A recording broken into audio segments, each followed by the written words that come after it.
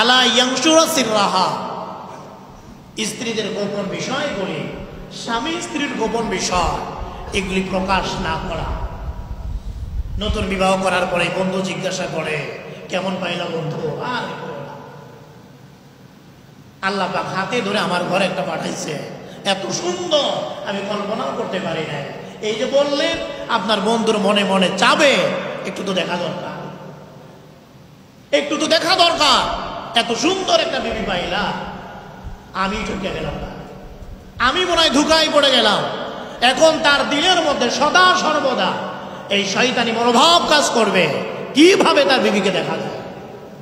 কথা বলেন ঠিক কি না? এটা আপনি তার কাছে বলবেন কেন? কেউ জিজ্ঞাসা করলে আলহামদুলিল্লাহ, আল্লাহ পাক যা দিয়েছেন আলহামদুলিল্লাহ, আল্লাহর শুকরিয়া আদায় করবেন। অভিযোগ করে তার কাছে অভিযোগ করলে এটা আপনার দুর্বলতা প্রকাশ করলেন, এটা দুর্বলতা প্রকাশ করলেন।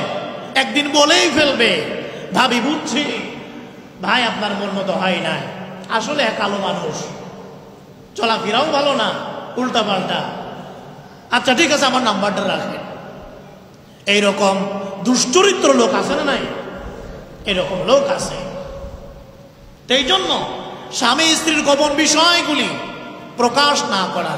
যারা প্রকাশ করে তাদের ব্যাপারে আল্লাহর হাবিব কি বলেছেন?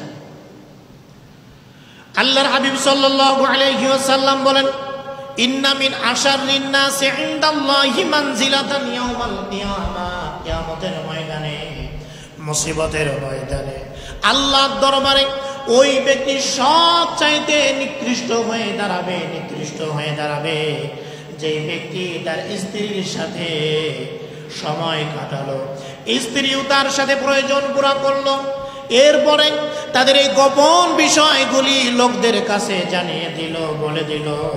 আল্লাহর হাবিব বলেন এই ব্যক্তি কিয়ামতের ময়দানে আল্লাহর কাছে সর্বাধিক নিকৃষ্ট ব্যক্তি।